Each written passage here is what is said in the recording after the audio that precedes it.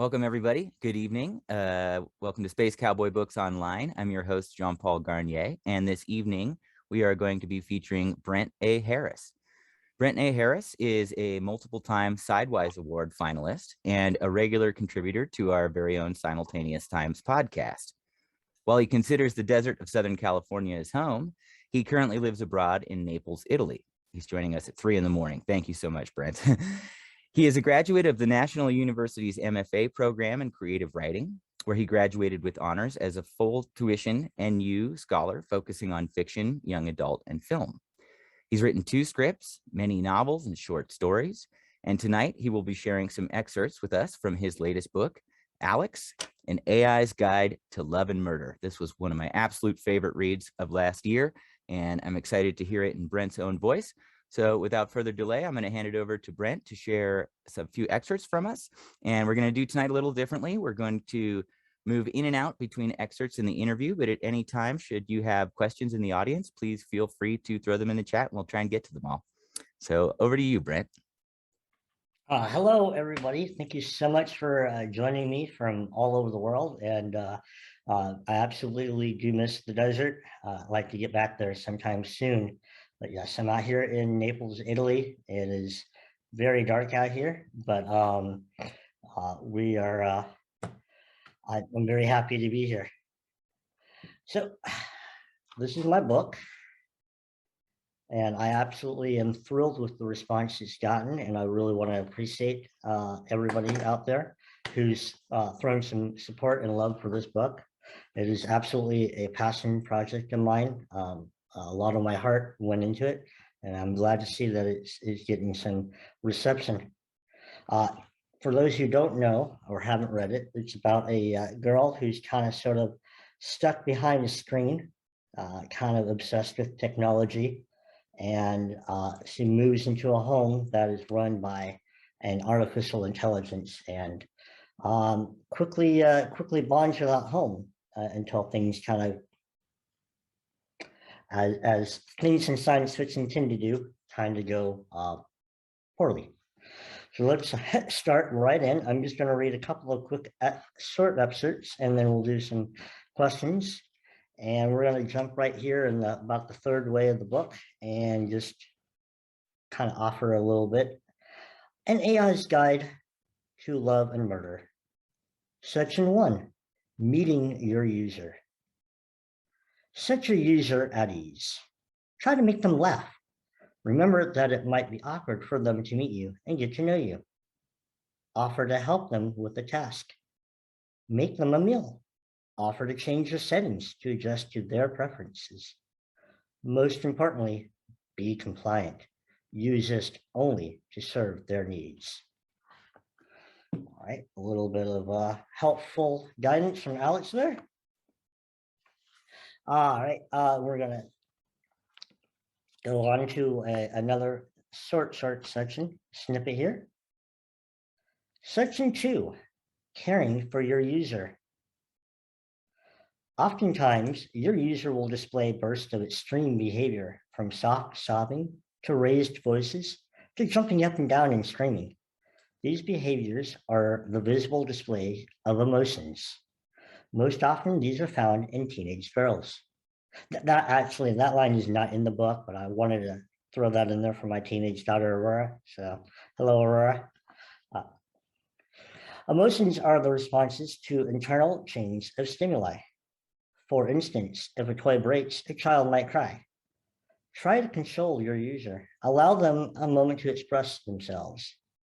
Validate their emotional response by suggesting that it is okay to feel the way they do. Try to show that you understand their feelings and provide your user a deeper understanding of what they are experiencing.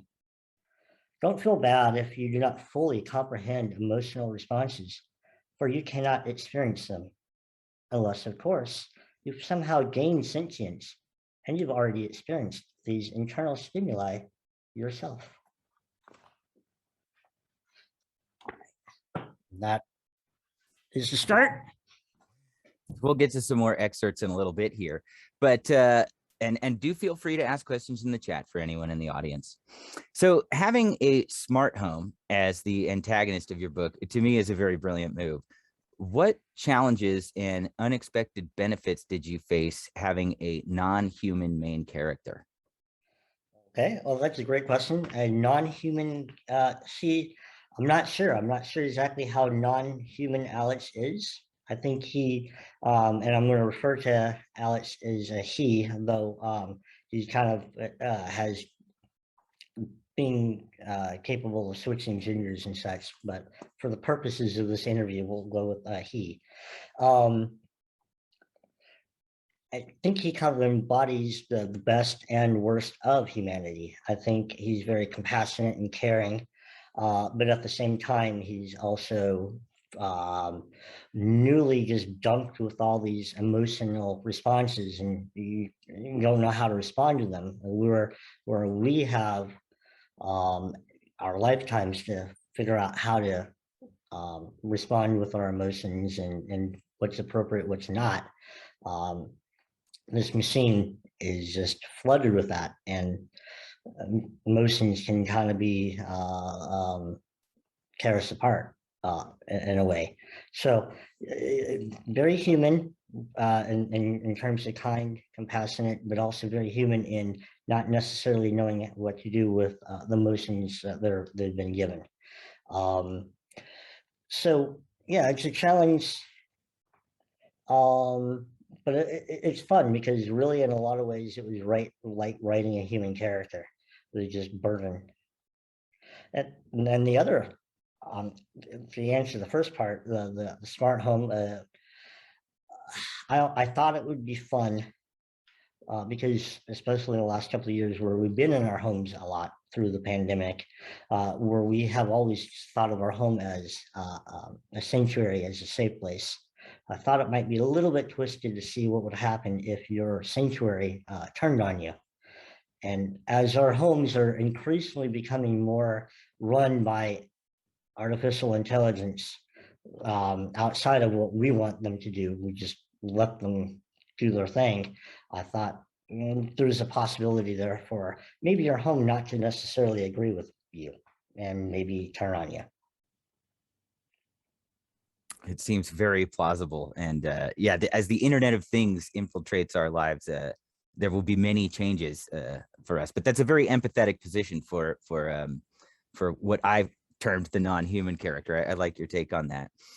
So Alex and AI's Guide to Love and Murder focuses a lot on our trust and distrust of both modern and emerging tech. And you address how these affect our lifestyles and the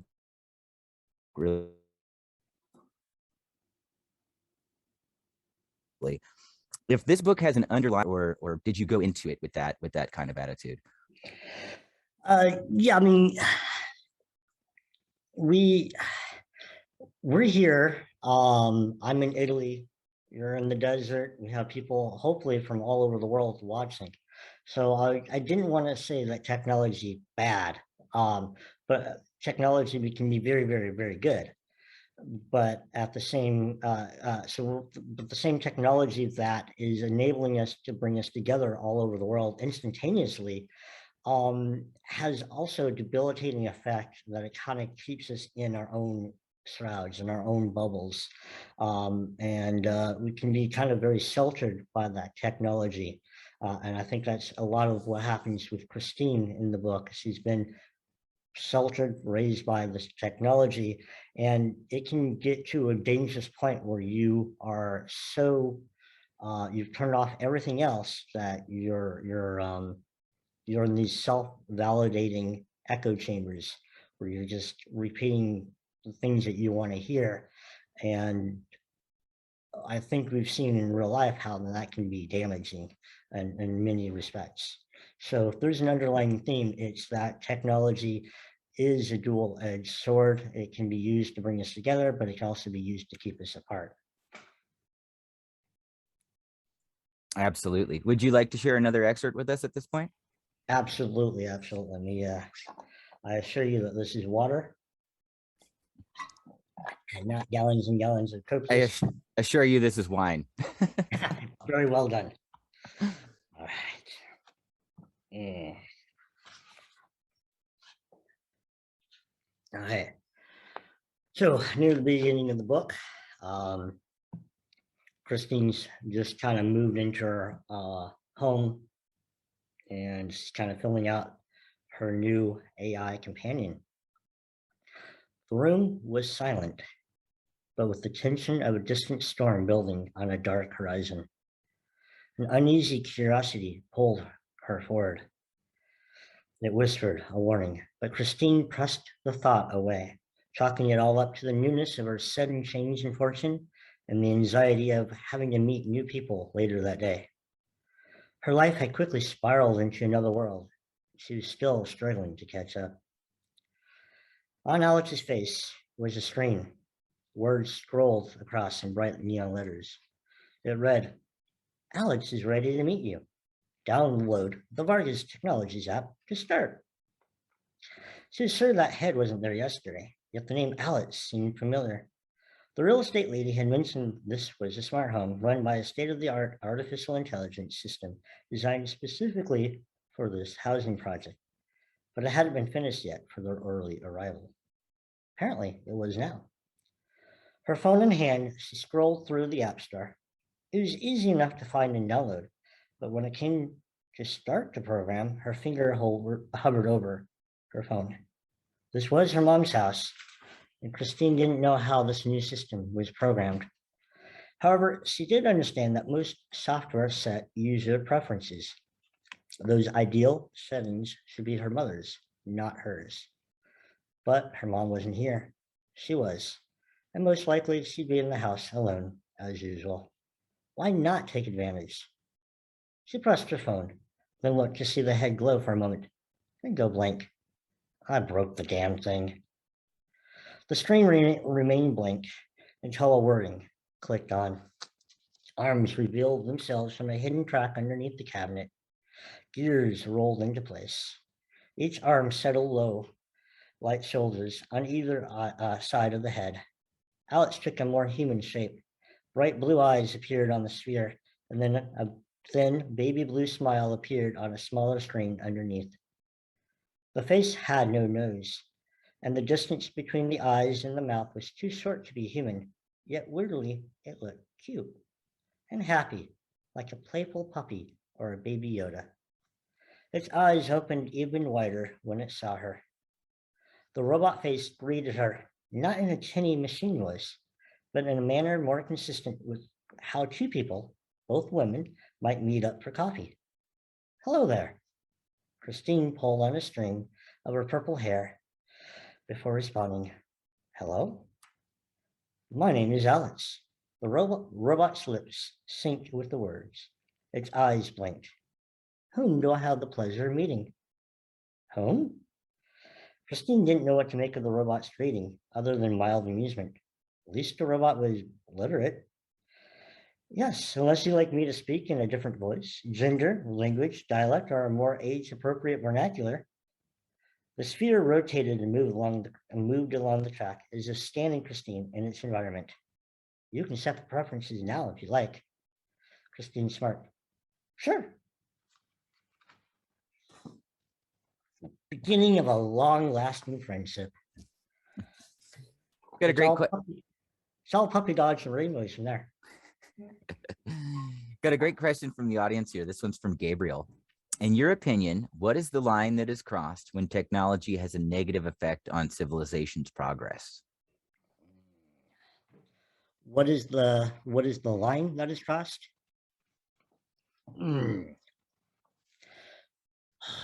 By the way, good to see you again, Gabriel. Thank you very much for making it out. I miss hanging out with you guys. And you've been producing some tremendous work. I'm really thrilled every time you talk about your work. I think that there's a great line from an Oingo Boingo song, Danny Elfman's band, that he talks about war and he talks about smart bombs and how they're so clever and how smart bombs only kill bad people. And of course, none of that is remotely true. So I think that a line for technology when it has a negative detriment is when we're using that technology for nefarious purposes. I'm not sure if that's the best answer I have at the moment. It's a great question, but it really it really kind of depends on the motive, what you're using that technology for. I mean, a hammer is a tool for building until you use it to strike somebody down with it. So, I mean, it's immoral, I would suppose, until you take an action with it. Makes me think of them mounting the machine guns on the cute dancing robo dogs. It's interesting how Yeah. they bring out the dance and the cute, Hmm. canine promorphic. I'm not sure what it would be, but then they mount a machine gun, and of course everything changes at that point. Um, Oh, so that's a very awesome episode of Black Mirror where I think they do the same thing. So, yeah, I'm sorry. um, so Alex revolves around YA characters and in a lot of way YA concerns, but the story feels very adult. How did you balance these factors, and what were your motivations for doing so? Well, I always wanted it to be a mature book. I mean, it is deals with heady themes, but it's not us who are dealing with a lot of these themes nowadays. I mean, I we might have grown up with when you see the evolution of smartphones and iPads and all these technologies, um, but it's really the younger generation who's having to deal with the aftermath, the fallout of all of this continual delusion of just product after product after product. And so really it's for the younger audience that has to kind of deal with um, the emerging technology, emerging AI, and as they're going through their own struggles, self-discovery, having to deal with um, craziness in the world that I don't recall having to deal with on a scale when I was younger. So yeah, it's really young adults on up are having to deal with these heady, weighty issues that are real world and have real world consequences. So I think it makes sense for big things to happen to everybody. Does being a father bring this kind of concern to the forefront, both in your personal life and for your writing? Yeah, I mean, absolutely. I there's a lot of uh, there's a lot of book that I think that's reflected in my turn of perspective. So I don't think that makes sense for us to be worried about the younger generation and what we've done, what we've left to the younger generation. Like, okay, we've given you the iPhone. Now, what are you going to do with it? And was it right for us to do that? And by the way, can you please watch this YouTube video while I go do an important errand because I got stuff to do and you're stuck behind this tablet as a babysitter. And that actually ties in really wonderfully with another question from the audience here. This one's from Steven. It says, "Hi, Brent. I really enjoyed the book. I think it really catches the sense of isolation of teenage years, trying to figure out friendships, sexuality, and more while feeling detached from parents, even more so in Christine's case, which with only a very distant mother. What was your biggest challenge engaging with the issues of a very different generation?" Yes. Well, luckily I did have uh, a couple of kids to kind of rely on that, but um, and I also always have other people that to kind of set me to course direct me, set me on a path and say you didn't get this right. This is not good. Um, you need to try harder and kind of get it right. And here's my experience that you can kind of draw on for that. And so that's helpful. But I think that younger people are looking for validation and such, and it's something that is really, really cool with technology, that they can find other people to kind of connect with, to kind of say, hey, that's a similar story to me, and let me connect with you all over the world. And it's good, it's great. But again, the inherent danger is when you go down a rabbit hole and you just keep going, and then you to the exclusion of all others, and you kind of self-isolated, and that's very easy to do. I also think that technology can be quite habit forming as well. So that's just something I I have seen in the younger generation from my perspective as a father. And when discussing artificial intelligence in the real world, what fears and concerns arise for you, and how can these differ from those that you expressed in the book? Well, I think touching back on what Gabriel was talking about, what we were asking, and what we were talking about with technology being sort of amoral. I think the biggest difference with technology in terms of AI is that up until now, if I give you a hammer, it was your choice whether to use it for good or bad. Um, but with AI, it's automatically programmed with and infused with a set of value ethics, whether it be from the programmer inadvertently or subconsciously programming that in, whether it's a programmer, giving it an AI Western values as opposed to Eastern values, or maybe they just threw in an entire run of Kant's philosophy. That AI already has a set of values in it.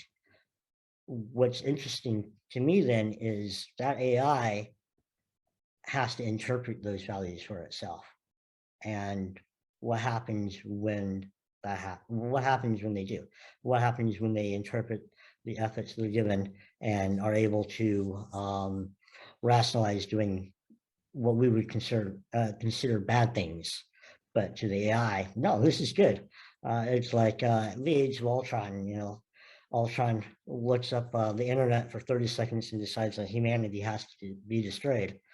Um, but I mean, on the other side of that, you have the antithesis. You have like the Vision, who has taken and embraced humanity and has seen the best of humanity as opposed to the worst. So there's two vastly different interpretations based off of their own interpretation of their programming. I can't believe I used Avengers for that, but I did. So Um, that ties in wonderfully with what you were saying earlier with the AI character Alex in the book, that information and experience are different things, and how will these types of sentience adapt to the overwhelming amount of information without experience. And that happens very wonderfully in the book. And there's a great logic to the AI characters' responses to the real world, even though we might look at them as evil from human standards. At this point, do you want to share another excerpt? yeah, let me do my final little excerpt and do more questions. This is great. All right.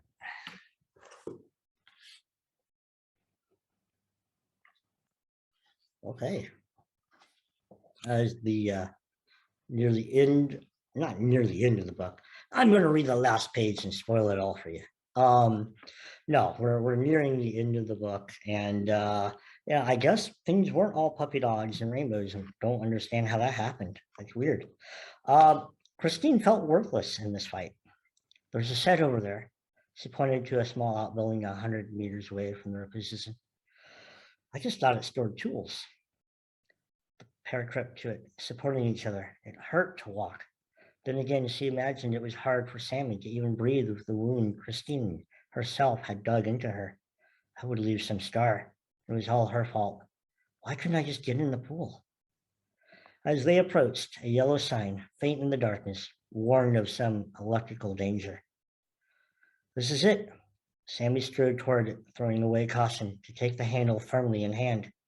Christine sighed in relief. It would be over soon. She'd have some explaining to do. First, to her mom for the sudden loss of power they were about to have. Then she'd have to explain what happened to Sammy, all the blood. It was trouble she was glad to get in. They'd be alive and Alex would be strapped like the Nokia phones of the past. The backyard plunged into blackness. Lights shut off, the pool went dark, then the sidewalk lighting, then the light on the shed. Blackness enshrouded them. In Oklahoma, one could see the stars at night. They weren't terribly bright because enough folks left their porch lights on. Here in the desert, when there was no ambient light, the sky awakened with a vibrancy and awe that made you realize just how small and inconsequential you really were. Christine had never seen the sky so dark, yet so bright at the same time. And now, night blind, she couldn't see at all. Sammy's voice called out, "The door is locked." There was a light banging and rattling. Of course, she realized. Alex controlled the keys, the doors, the locks. They couldn't get in. He'd been the one to shut off the backyard lights, not Sammy. The computer shouldn't have control of the control room.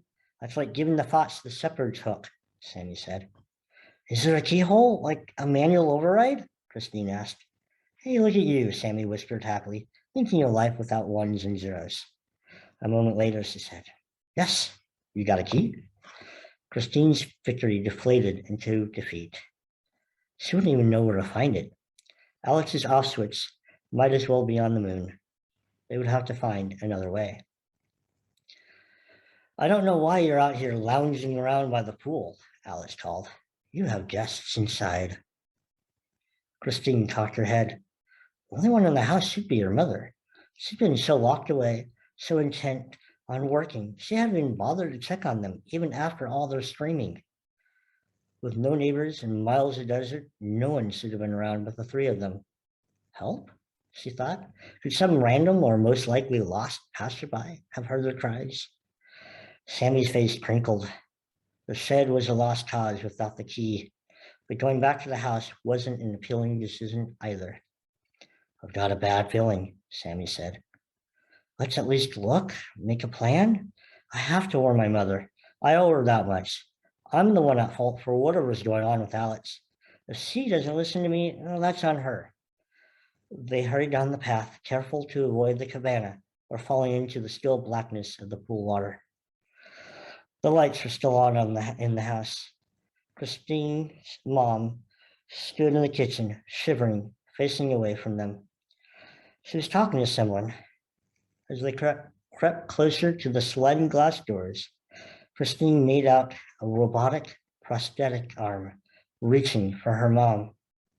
She burst towards the door, limping and pulling her sore feet forward as best she could for speed. Sammy trailed behind her, grunting as she moved. It wasn't Alex, but in other ways, it was worse. Carlos? Sammy questioned out loud, catching up. What's he doing here? Why don't you come inside? Alex interrupted. The sliding door slowly opened. I'll make cookies. Thank you. Got another question from Stephen in the audience here. This is a bit of a change in genre for you, in a way from alternate history and steampunk, which we'll get into in a second. But I know that you love Michael Crichton's work. Was that what tempted you towards a techno thriller?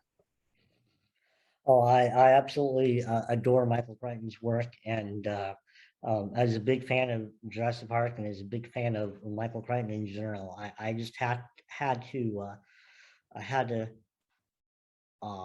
kind of give back to all the books that I had been read as a child and appreciated. And also at the same time, my mentor in college was one of my many mentors. I had several fantastic mentors. One of my mentors was is a horror author by the name of John Coyne. And very great. And I wanted to kind of show him some appreciation and write something that was in the vein of horror, something I'd always wanted to do as well. So yeah, this is a birth of basically my childhood and my education coming back. Excellent. And will you continue to address artificial intelligence in technology in your work? Will there be a sequel to Alex, or are you moving on to something else for future books? Well, I love writing around the genres. I don't I suppose it's good from a marketing perspective to be like, oh, he's that steampunk alternate history guy. But I just there's just so many things I like and enjoy writing and enjoy reading that I don't know where the future is going to hold. I don't know where I'm going to be next inspired. I do know that I've written in the past about technology. I have an interesting short story that I've written a couple of years ago. What if AI had taken over the world, and what happens then? And it's about this AI who basically just kind of like goes out into space. Interestingly enough, we're talking about Ultron. I feel like Marvel used that conceit in an episode of What If with Ultron, but that's okay. I don't mind. Um, it is fun. What If is actually one of my favorite shows in the Marvelverse because of all the things you can do with it. Will there be a sequel to Alex? It really just kind of it really kind of depends on what you guys think and what you guys want. I'm not opposed to writing for what people actually want to read. There is definitely more to tell in that universe, and there are always thoughts going through. I would love to write something more in the vein of Alex. Oh, yeah. Here's a question from Sally in the audience. It says, "Hey Brent, loved the Avengers comparison. I haven't read Alex yet, but I'm enjoying the discussion about the dichotomy of technology and humanity, as well as the question of morality within technology. I'm curious if you might ever consider writing from the POV of a character like Alex to show that very different perspective." Yeah, obviously the main character in Alex is this um, young 18-year-old teenage girl, Christine, who's actually not. I mean, I look back and say 18 is young. 18 is actually quite older now, especially in the context of this world that we're living in. We ask so much of our kids, and but in terms of writing it from the point of view of Alex, there are a couple of POV chapters. I know that kind of annoys some readers, but there are a couple of chapters written from Alex's perspective in the book. And I actually hate to say this, but I really did enjoy writing those chapters because it's fun just to kind of sometimes, not to give anything away, to go a little unhinged. Personally, I like the head hopping POV, so no problem here with that. You're also a prolific writer of alternate history. What are the main differences in your process of writing straight science fiction versus other subgenres? And at this point, I'm going to share a link in the chat here to Brent's book, A Time of Need. This is one of his alternate history novels. Oh, A Time of Need was fantastic to write. There's still more coming in that universe. I've been kind of so backlogged in what I want to get in my ideas out, but Time of Need was. It all comes down to research, and that's what's going to dictate the writing in different genres. So for Alex, I read a lot of technical manuals, try to find out what computers were capable of doing, what they potentially could be capable of doing. Funnily enough, I read a lot of essays by David Brent for in preparation for Alex, and then you actually had me on with David Brent to do a reading, and I thought it was a thrill to do. I didn't get a chance to actually tell him, hey, look, you helped inspire like this antagonist for this book, but that's just one of the things is shifting from genre to genre is going to dictate what type of books, what type of references you're going to do. For A Time of Need, it was a bunch of history books, which I love history books, so I had no problem doing that. And then I also kind of want to I want to plug in Tales from Alternate Earths 3 because I'm immensely proud of this book. If you would like alternate history, you got to check this out.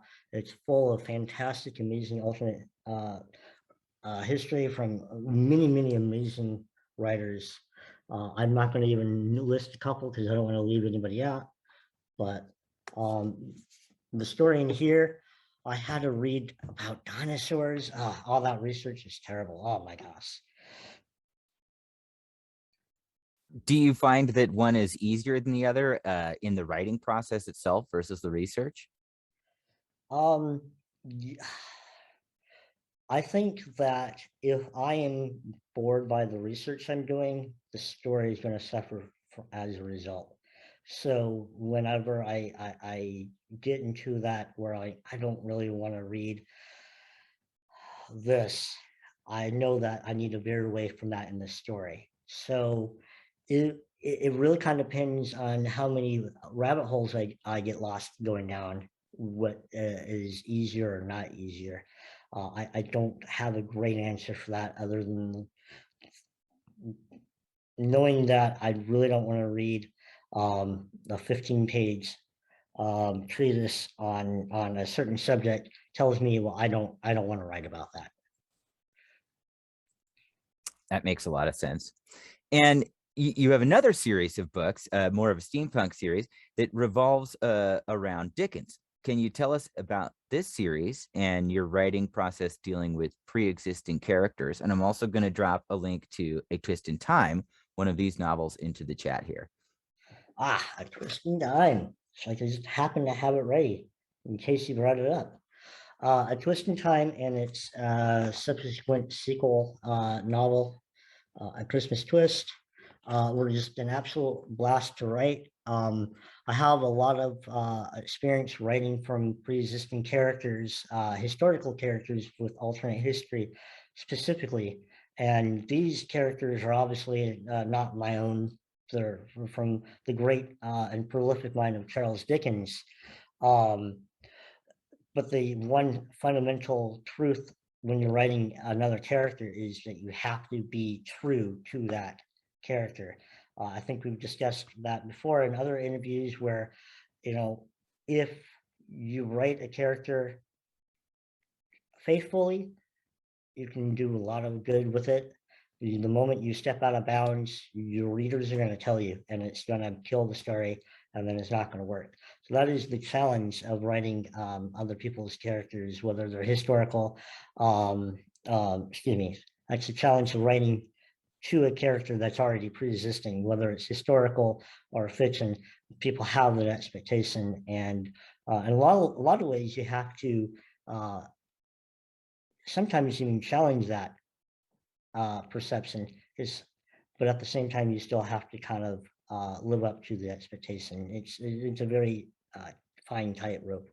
There's a lot of things about historical characters, for example, that people wouldn't buy, unless, of course, Lin Miranda is going to make a multi-million-dollar musical about, and everybody knows about Hamilton. Whereas before, like, I'm writing A Time of Need, like nobody knew about these certain characters like Aaron Burr. So it's fun.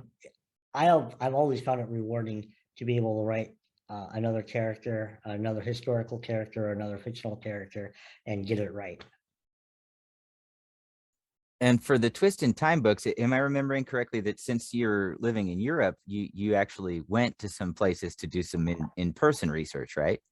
Oh, it was great. I have a my daughter who's born in London, outside of London, in Bury St. Edmunds.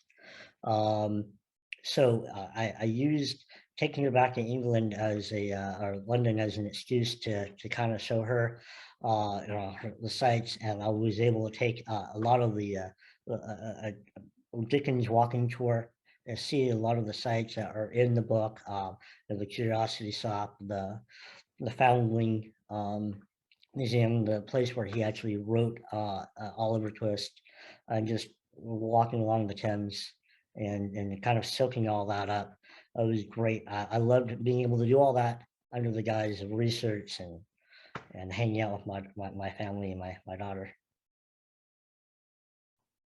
Do you find that this sort of in-person research affects the writing differently than versus book research, for instance?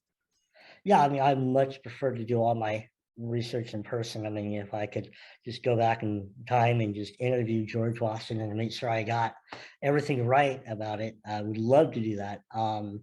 But and again, this is another positive of technology. I mean, I have unlimited information in the palm of my hand, that I can go through primary resources, expert opinion interpretations of those primary resources, and kind of piece together a couple what a character might actually be.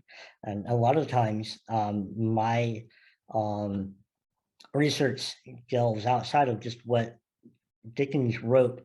I try to also look at the academic papers about, like, well, what does this character represent? What is he trying to symbolize in the context of the story, as a way to make sure in my story, I'm still staying true to that idea, that motif that Dickens set out. And here's another question from Stephen in the audience. Given the range of the characters you've written, who's the one you've most enjoyed writing and who's been the most fun? All right. Well, I'll have to kind of go back to Alex. I do like writing Alex from Alex's POV. There's a lot of great characters in Alex. I love writing for all of them. Um, I do have uh, Dodger from A Twist in Time, who's gender flipped in the books. Um, she absolutely steals every scene she's in, and it's unfortunate because I'm trying to not let her overshadow, Oliver Twist, supposedly be the star. But every time she's on the page, she ends up stealing the scenes, and I all I can say is it's not me. I'm just writing down what she wants me to do. A lot of times, I mean, we can go into the debate about characters writing themselves, or are you writing them? It's like a Ouija board, really. And you're one of those writers that not only writes fantastic novels, but writes wonderful short stories. And I find that not all writers are capable of both. Oftentimes, people are good at one or the other. But more recently, you've also been writing scripts. I wonder if you could tell us a little bit about your process of writing scripts, what we might be able to expect coming out of you, and what are the scripts about? Well, you're very kind. Thank you very much. I can't write flash fiction to save my life, to get out of a wet paper bag. So I can't write, and I can't write poetry at all. I've tried. So mad props to you. I know you're a wonderful poet, and you've written some amazing things. So there are certain things like I can't do, that I would love to be better at. Um, I I love scripts. I love the way that you have to just put so much punch into so little. I mean, it's all auditory and visual. So if you can't get it across in any of those two means, it doesn't belong in the script. That fierce limitation really does kind of push you to say what you really want to say.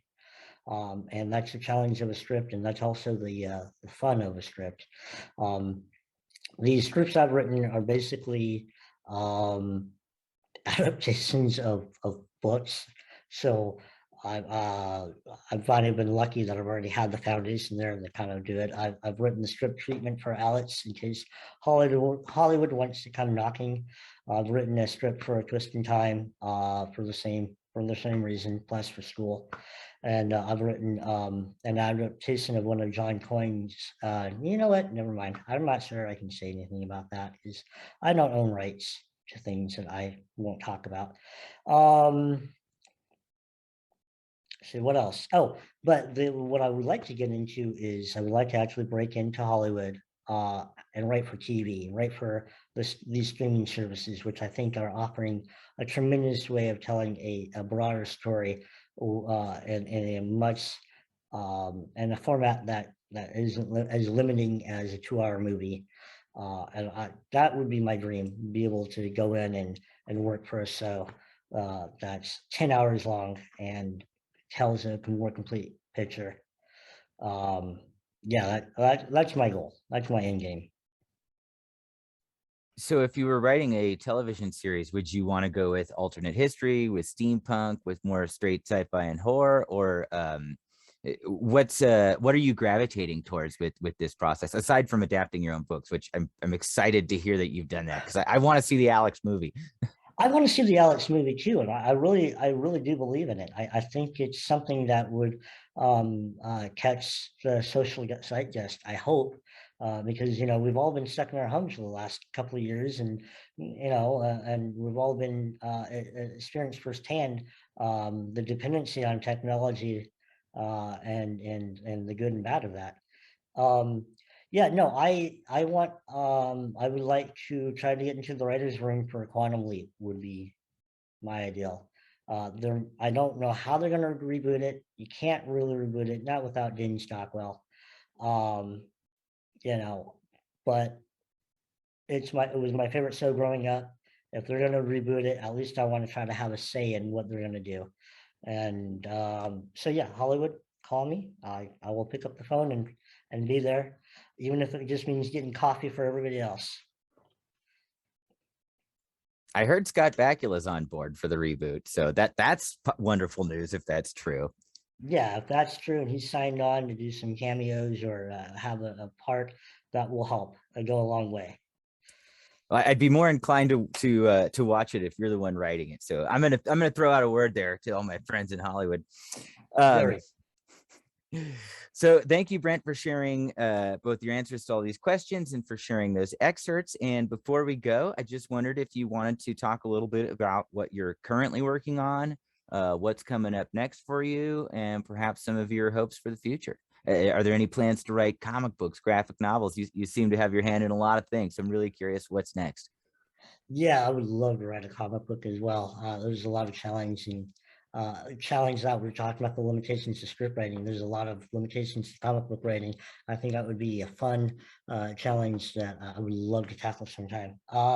But before I kind of close up my stuff, I just want to thank you again, John Paul. You've been an ardent supporter of the indie scene, not just to me, but of the whole community. I just want to make sure that your support does not go unthanked.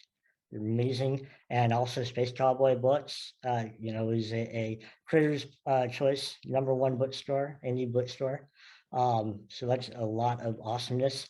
So please go out and shop in the store or online at his bookshop, and please support him. He's been very supportive of us.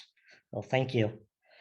Um, yeah, I'm moving to Japan in the next couple coming months, which kind of put a stop on a lot of my writing. But I have found a way around that, and that is to kind of take a collection of previous written stories and go ahead and release them as a short story collection.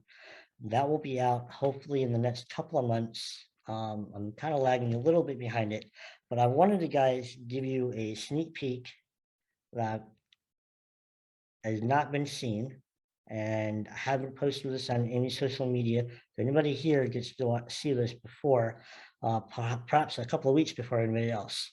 So here you go. Here is my short story collection coming out soon. Here is the promo for that: Twilight of the Mesozoic Moon and Other Time Travel Twists. I don't know if you can see that, but I'm very excited about that. It'll be the first time all my stories having to do with time travel are in one little book of themselves for themselves. So yeah, and we'll see what happens after I get to Japan. What's on the horizon. Well, congratulations on the upcoming book. It'll be really interesting to check back in with you from Japan. And when the book comes out, we'll have to have you back for another reading. Thank you for your kind words. Supporting independent science fiction is a passion of mine. There are so many wonderful writers out there. We're so fortunate about all the wonderful books. Alex and AI's Guide to Love and Murder, my favorite book of last year. Absolutely get your hands on this if you can. Thank you so much, Brent, for joining us at 3 a.m, middle of the night, and as far away from as Italy. Thank you for our audience for attending and for all of your wonderful questions. And we hope to see you all next time. Thank you so much. Thank you. Thank you, everybody.